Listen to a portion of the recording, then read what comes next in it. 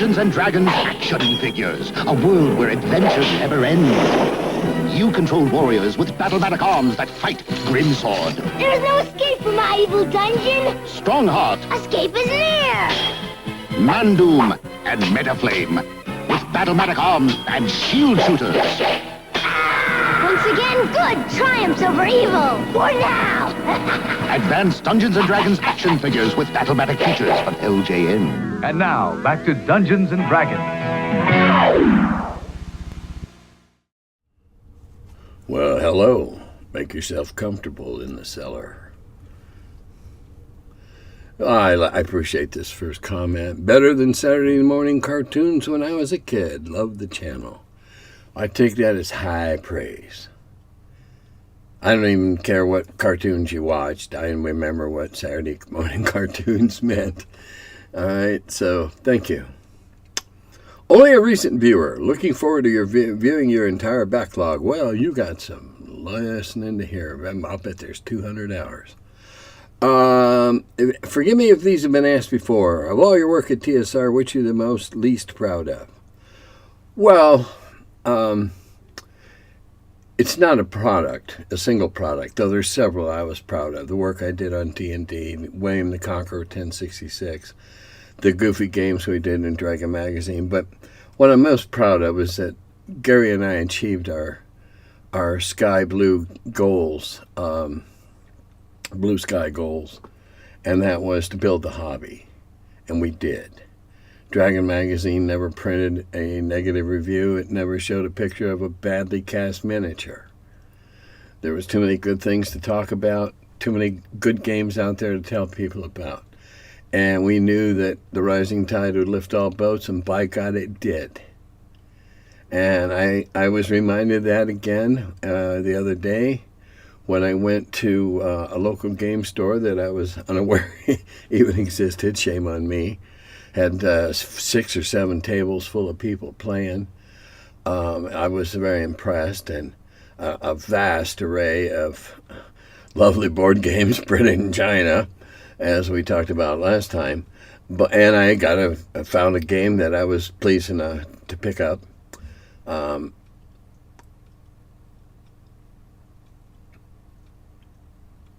guess I'm walking in there and going. And okay, if it gives me a little bit of a swelled head, so be it. But Gary and I were the catalyst that did this. TSR was the catalyst that drove this. Dragon Magazine was the catalyst for the players, the public. And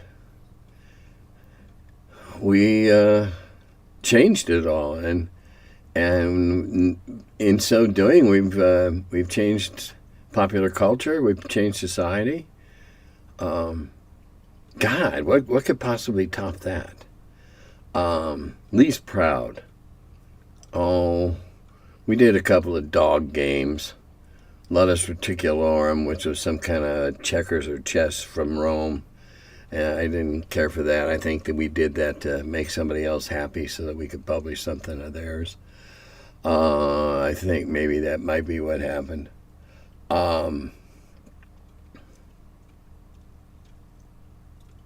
Really, there wasn't anything I was ashamed of.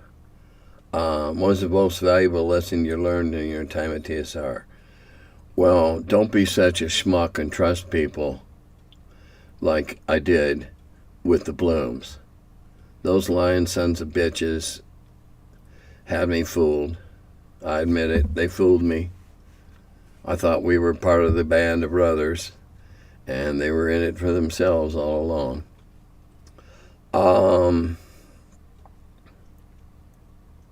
What might I do differently related to my time at TSR? I would strenuously object to Kevin Bloom being brought on. I don't give a shit whose stock he now controlled. I would absolutely forbid his harridan of a wife from being in the building. Absolutely forbid it. That meddling bitch stuck her nose in everything. That was a sour apple at the bottom of the barrel. Thanks for your time and all your great work over the years. I'm not certain if you still live in the Lake Geneva area or not. Nope. I've lived in Cincinnati, in the Cincinnati area for 41 years in the same house. If you see me in public, certainly say hello. All right, next. One thing about drawing decent maps. It can reveal voids in the layout of a dungeon that might contain a secret room, which might prompt players to look for secret doors. Then again, the void might just be a column of stone and the players can go crazy looking for the entrance to a room that's not there. Great fun. I agree. One thing you forgot. There might be something in that void that, oh shit, it didn't want to release that. One more possibility. I really believe that mapping is it's a mindset, a skill set that I find, and certainly did find, to be very valuable in role-playing gaming. And there's some other comments coming up later, so I'll elaborate on some of them about mapping. Talking about Wizbro's apparent who cares what the players want, we'll do what we want and they'll take it attitude. Supposedly, according to Mark Hamill, Disney had a similar attitude when developing the sequel trilogy. Yeah, but it worked for Disney, didn't it? That's what butt tons of money will do for you. I think Disney was smart enough to know that whatever they did, they would make their money back on. They might not have the blockbuster that they had at the beginning, but they'd make their money back on. So I don't think they were really taking all that much of a chance. Wizbros were just dumb bastards. Arrogant sons of bitches who thought they knew what the hobby wanted, without ever bothering to ask anybody what the hobby wanted. Dumb bastards. Another comment on the mapping. I was usually the mapper, and I loved the control it gave me. Oh yes. Oh yes. Nobody forgets to thank the mapper when the mapper remembers the way to get the hell out of there without getting their asses roasted. Everybody loves the mapper who says, hey guys, there's a void over here. It's rather significant. And after careful search, you do find something. The room of necessity, or whatever the hell that thing was in the Potter books. Which way do we go? Which way do we go? Well, the mapper knows. As kids, there was no way we could have afforded going to paintball arena, and no one shot at us for playing cops and robbers or cowboys and Indians. But then again, we weren't raised in the land of the free. No, I'm guessing that you were probably raised in the UK based on some comments you made. And you know, I don't know what paintball games here in the States were. Something that was just coming into vogue as Adventure Gaming Magazine was failing, and I got involved with the local chapter, and it was not a cheap hobby. The main expenditure once, because we rented the guns, and you had to have your own eye covering. You know, some guys wore motocross face plates.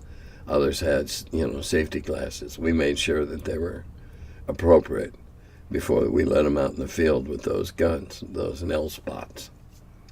The main cost was paintballs. And so you soon learn to be economic with your shots and aim better. Yeah, we played cowboys and Indians and cops and robbers and Nazis and Japs and all. I know that Japs is a derogatory and pejorative term. I'm just telling you what we played. My dad fought in the Pacific, so my worldview was shaped along one direction.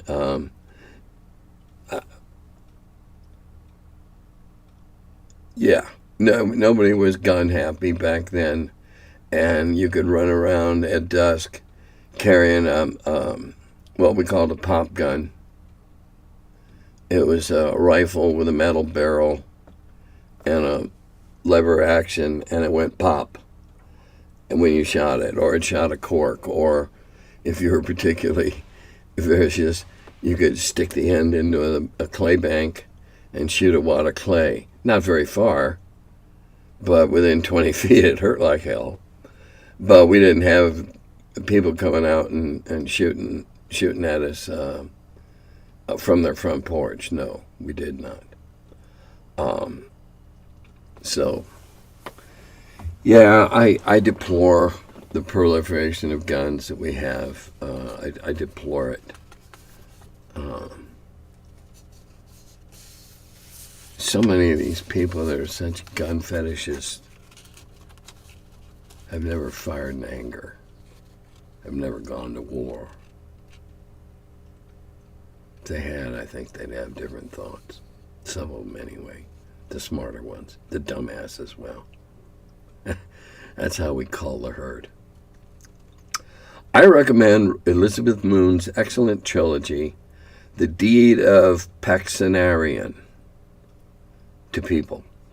My character, 2E Paladin, okay. He's less of a fighter than the fighters, less of a cleric than the cleric, and restricted to a moral code that he does not impose on others. Definitely a challenge from a gaming perspective due to his putting his best stat in charisma. But he is, in the end, by example and leadership, the moral compass of the party that might otherwise be ordinary murder hobos. Okay. It's not the paladin per se that I so object to. It's the way so many people think paladins should be played. That's all. Don't need that stick up your butt attitude to be a good paladin. It seems like many younger players are now accustomed to modern 5e games where they are primarily concerned with their character's identity and superpowers instead of interacting with the game world or thinking outside the box to solve the problems in an adventure. Moreover, the concept of investigating and exploring a dungeon or trekking through the wilderness seems both foreign and boring to them, in part due to the castration of the exploration rules and norms from older editions in the current game, I think.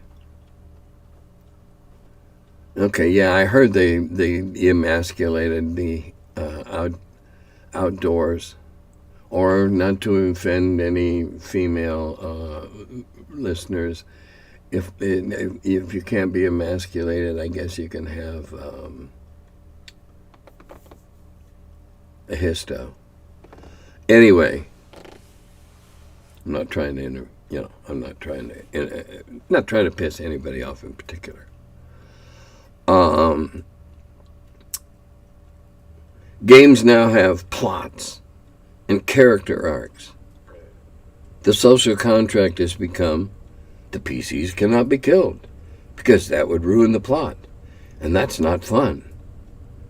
But in return, the players agree to just go along with whatever railroad roller coaster the DM has in mind, and they have to pay attention and just crack jokes the whole time.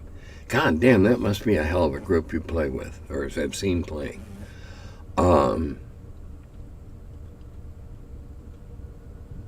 Yeah, the first time I saw, it must have been in the 3 or 3.5 days, I saw an adventure that an NPC could not die in the first part of the adventure because he had to be available for the second part. and I heard the train whistle in the distance. This is all fine if that's what they like to play. I won't tell them they're doing it wrong to their faces. But how would you go about presenting a more traditional campaign? The action is driven by PC decisions and investigative problem solving, including no guarantee of success or even survival. How do you sell that to the modern tabletop gamer? Well, I don't know if you'll sell it to too many of the modern tabletop gamers because they don't want to get the level of involvement and commitment to playing that it would take. I would challenge the players to step up, see how it was done in the old days where you could really die from being bit by a poisonous snake, and learn to survive in that environment, learn to strive and succeed instead of flying around in your jet suit twinkling fairy dust on the bad guys and watching them shrivel up.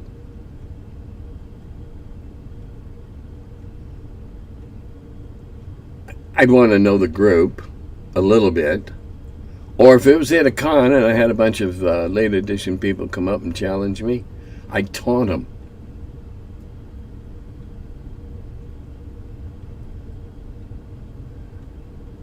The way to start an adventure, in my opinion, is to give, if you're going to start a campaign and you're not going to rely on a bunch of pre-printed stuff by other companies, or if you do use it, you're going to heavily modify it and pound it into your round peg holes and make it fit.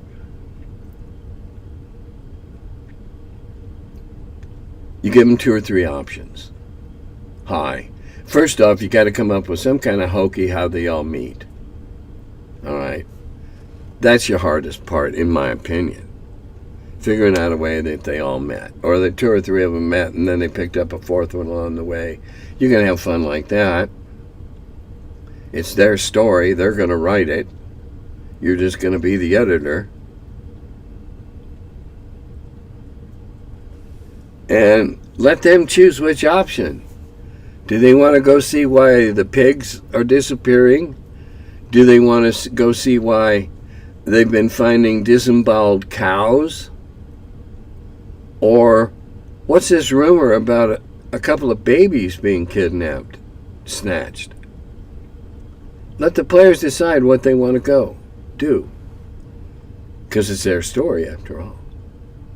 Now, you have to have a little idea of what you're going to do when they make their decision. But if you make them the agents of their own activity, and if you make them make decisions early on so that they own them, I think you'll have better success down the road with further into the adventure or subsequent adventures. That's how I would do it. Give them some choices. And they wouldn't have a backstory more than three sentences long. I love that. Duck Quest. I love that rule. I love it. Okay. I would sell them also on the common. You don't want to just hand it to you. Great rewards should involve great risks.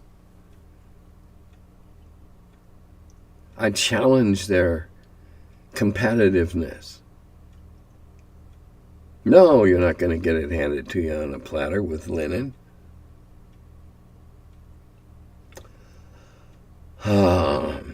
What are the roles of art in tabletop RPG modules? Could you please break down the ways art should be used to aid the reader in understanding the tone, setting, and mechanics of a pre-written scenario?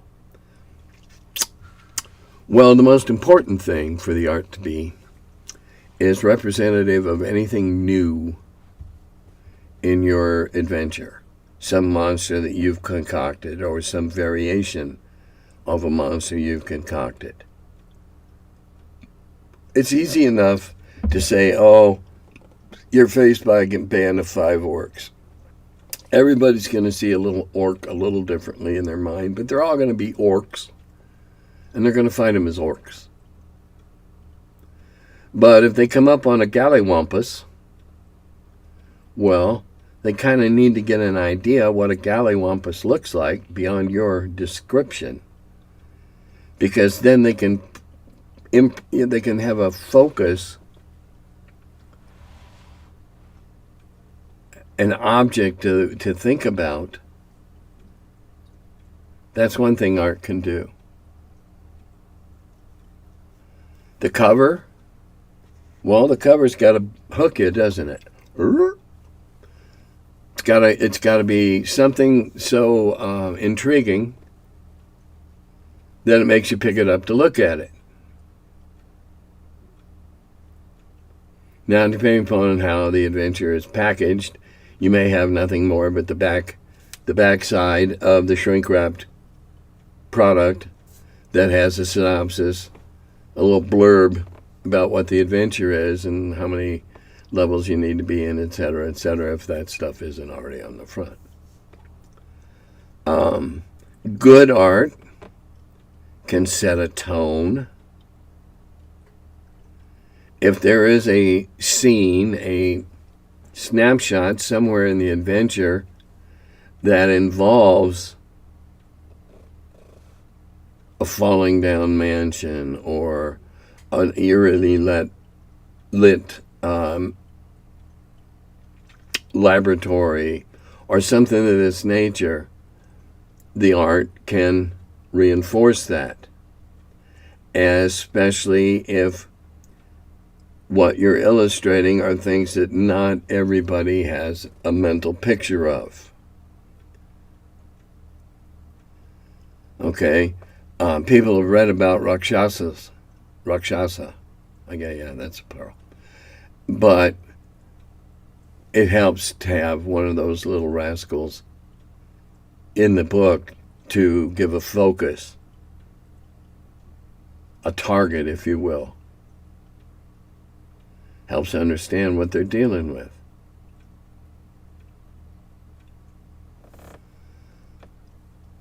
That's what I think art ought to do for a module. Give you references on something new and strange. Give you focus. And set a hook that makes you want to buy it.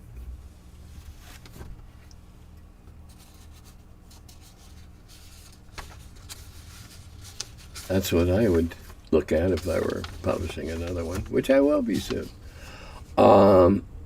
This might be too wide of a question, but what event in history expanding up to 100 years held great meaning to you, whatever form that meaning takes?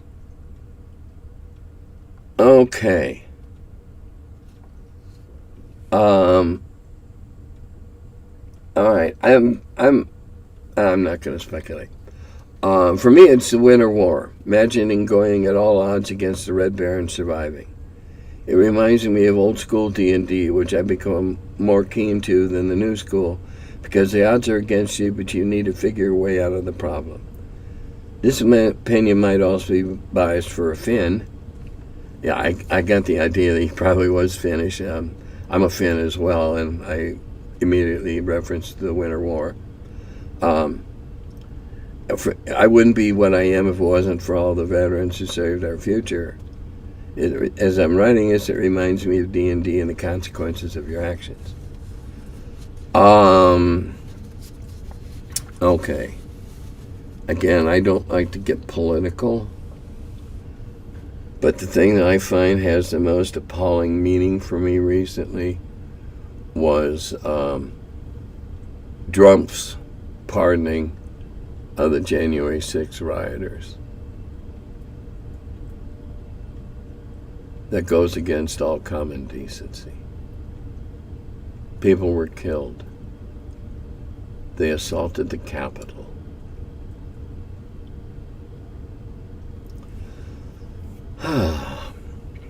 And as to what that long-term effect's going to have, who the hell knows? Silver dragons have long been my favorite. They have a mohawk. Well, you know, that's only because there's one picture of a silver dragon you liked and decided they all had mohawks. They don't, you know. But that's okay. I tease. My second fave is blue because, you know, Dragonlance dropped right into my D&D life when I was a hormonal teenager. Larry Elmore and Jeff Easley made Dragon High Lord Kitty R and her Dragon Sky very cool. I like green dragons for two reasons. Green's my favorite color, and I like the idea of breathing acid that'll just corrode everything. I just like that idea. Screw burning it. Let's just melt it. Reduce it to its base elements. And not even that. Did you run many of the 80s TSR games that they started producing? I played the covers off of Star Frontiers and Marvel Superheroes. Did you have a favorite among those titles? Nope, I didn't. I didn't play a single one of them. I wasn't interested. They didn't interest me. I was doing other things. For a while, I was, wrapped up in adventure gaming. What? All right, now this one puzzled me. So I'm sure I'm going to get some feedback on this. I'm not even sure how to pronounce it. What are some things about Maglubiet, Maglubiet,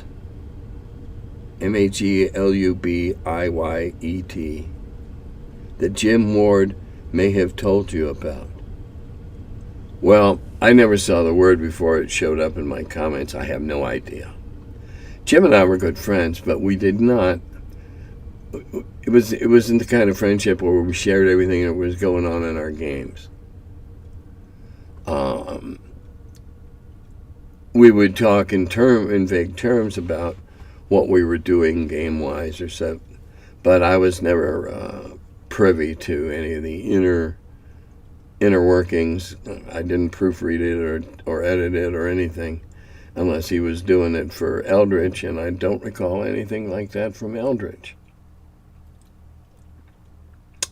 Hey Tim, what was your opinion on Planescape and Spelljammer? I have none. They didn't impress me enough to fool around with them. Next question, what do you think about Tieflings and Aasimar? I don't have any idea what Aasimar is. And from everything what little I've seen about Tieflings, they're a pain in the ass. What did you think about level 10 plus spells that could flip mountains over and take the power of gods? They're bullshit.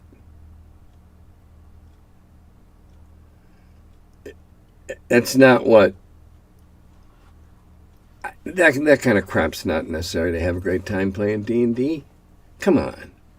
If you got some big, bad, evil guy who's so big, bad, and evil that he wants to flip a mountain upside down and shake out all the dwarves or whatever the hell, that shouldn't be a spell, or it shouldn't be a single spell. There should be apparatus, at least one great apparatus, focusing lenses, stuff like this to amp up power that a mortal might be able to produce. But, come on. I'm sorry. No, I'm not sorry. Screw it. I've never understood why someone would even want to turn a mountain upside down. All right? I'm not a comic booker. I didn't grow up reading where the bad guys did crap like that. Now, I went and saw the Fantastic Four First Steps today. It was enjoyable. It's one of the few of the old Marvel comics that I remember the basics of from reading it back when I was in high school. Right after high school, I went in the Navy. We didn't read comics in the Navy. It was frowned upon. In any event, no, that kind of spell, if, in the spirit of the old days, a player came up and said, I want to research that spell, I would make it a long time researching and a lot of gold and other things consumed in that research.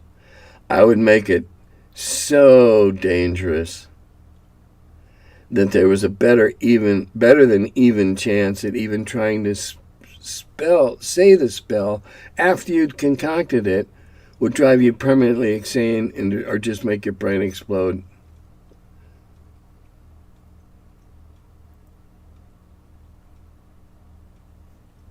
My opinion. Wonderfully long episode this week. Thanks for your time. Quick question in your salutation. Dodada Gobi means what? What's its origin? Oh, this is from a Brit. Dodada Gobi is Cherokee. And I find the Cherokee language quite interesting because they were one of the very first tribes to put the correct characters in a written language. And it means goodbye to more than one male. I couldn't find a word that was just goodbye to everybody. And I've just been using it for all these years because it sounds cool and because it's Cherokee. Now, I'm not Cherokee, but I thought, well, why not use a native word? Dodada Gobi. Oh, well, not yet.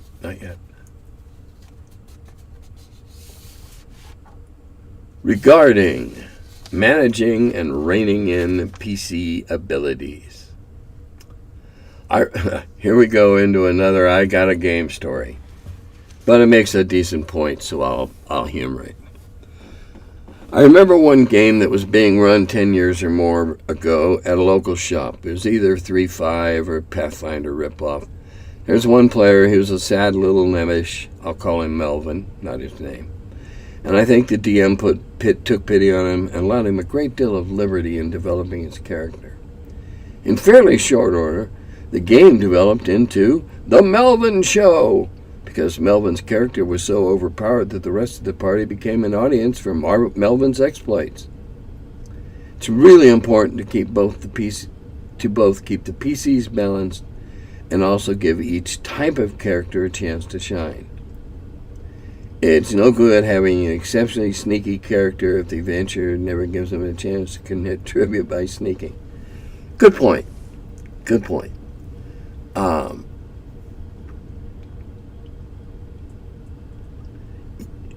Character imbalance can run amok very easily, very quickly. One of the reasons that the total XPs needed for advancement up levels is so wildly varied is partly for that reason.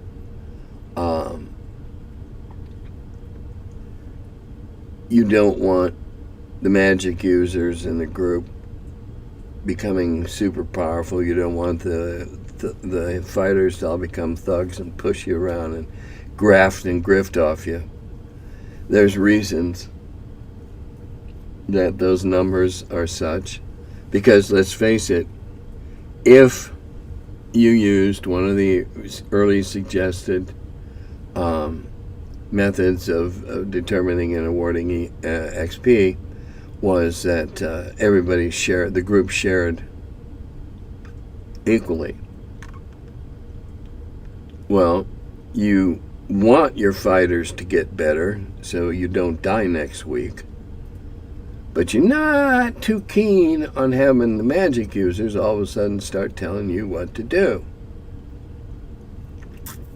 Difficult balance. Oh, absolutely agree. The after training and time passes is the easiest way. I've done that too. Glad to hear everyone at Ralpartha used to have Christmas wars. Adults need to play once in a while. We sometimes have a water balloon fight at the end of the summer at my job.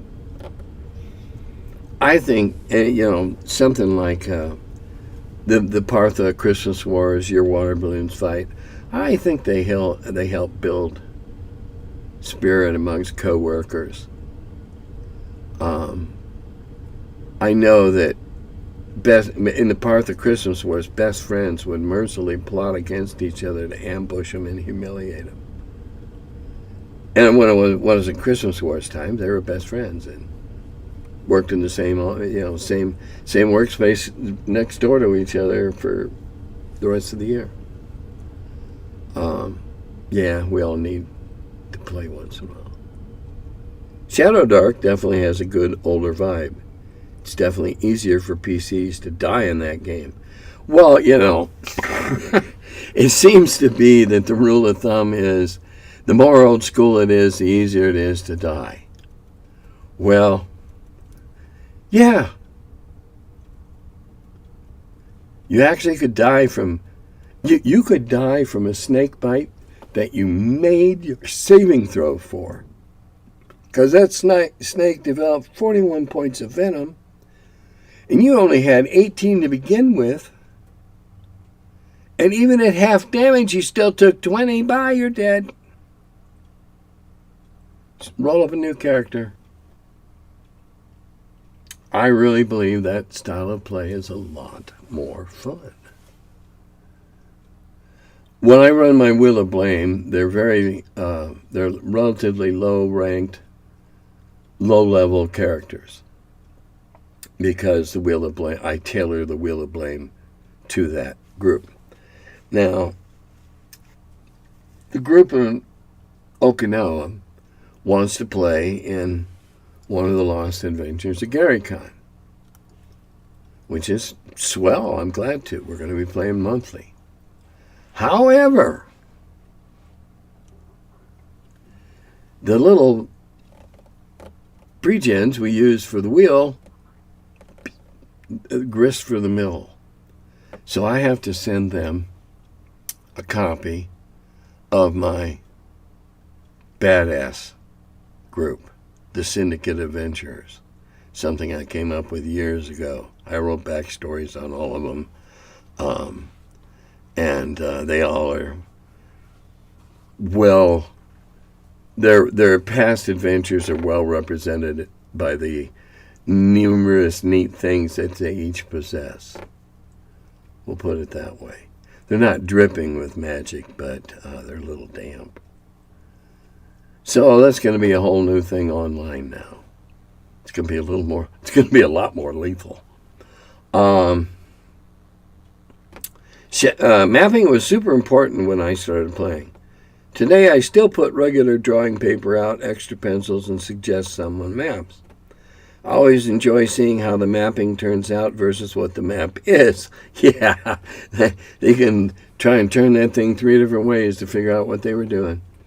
It's also fun to watch them use their homemade maps. When mappers leave something out or they get their map confused, it's always interesting to see the group think DM shenanigans are afoot. Yeah, I know, we get blamed for a lot of stuff and it's just bad mapping. Or not 100% transparent mapping. But yeah, we do. I'm glad several companies are stepping up to help with the production of games. Yeah, I think the trolls recognize, just as Gary did back in the day, that if we keep the tide up, everybody's boats float. And if the well is dry in China, okay, we pivot to what we can effectively produced in the United States for a reasonable price, and that's what we do. Because it's not the trapping, it's not the color, it's the game. It's the game. And I'm talking about board games. It's the game. It doesn't matter how fancy the pieces are. If it's a good system, it's the game. Miniatures. You can be using flats. Probably the least exertion ever made to make a miniature is made with a flat. They were literally flat, and you painted them on the sides, and they were very crudely painted. And that's what you could play with, flats. But it was the system, the rules. Didn't matter whether you're using gold-plated pieces or something a little more normal. If it was good rules, it was good rules. Speaking of games from China, I imagine that probably is. At that game store that I was mentioning earlier in the show, I found a game, a 2 version, okay, meaning the second printing, Scoville 2. One of my favorite simple board games to play. You're growing peppers, and you're crossing peppers and getting new peppers, and then you're crossing them with others, because each new pepper is worth more, and more victory points, or more dollars. And so the object is to be the best pepper grower. And I don't know if there's any rule changes in Scoville 2 yet. I haven't sat down and compared the various paragraphs against each other. It did include the little expansion kit that they came out with later, so it's already included. And apparently it has a solitaire version. I'm still working on that one. Does have one big improvement though. It's got plastic peppers. If anybody's played Scoville 2 and they know of any rule changes, let me know. If you haven't played Scoville 1 or 2, you ought to look at it. 12 and up, I'm sure, probably 10. You got a chart right there. Plant a red one across from a green one. You get a, whatever. It's all right there in the chart. Anybody old enough, capable of reading that chart and crossing colors can play. And I don't even know who the hell made it. I just think it's a good, fun family game. And it's also fun for grown-ups to play because it's got a screw you feature in it that, without giving you any spoilers, the turn sequence flip-flops during the turn. He who goes first in the first half of the turn goes last in the second half of the turn. And the guy who goes last in the second half of the turn might find himself going nowhere at all because everybody's blocked him in. So it's got that screw you that I like in a board game. Anyway, I don't know how I got off on that. Gonna go. This weekend I've got my 2 great grandsons, the older ones, and we're gonna I'm gonna push for Jurassic, but if they want to go see Superman, we're gonna go to a movie this weekend. So I got to see Fantastic Four today, and this weekend I'll get to see either Superman or Jurassic with my grandsons, which should be a real boatload of fun. Especially the littlest one. He loves dinosaurs, but I just know he's going to be sitting there like this, holding onto one of my arms the whole time. And that's cool. That's great. Nothing else coming along right at the moment. So on that note, I'll leave you and say Dodata Govi.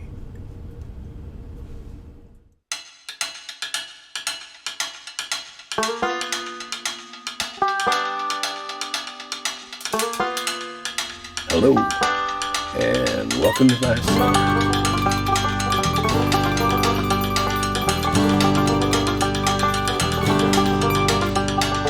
He's the curmudgeon who wrote about the dungeons. Now he's the feller, live from the cellar. Talks about D&D and old school RPGs. Still quite a feller, the curmudgeon in the cellar.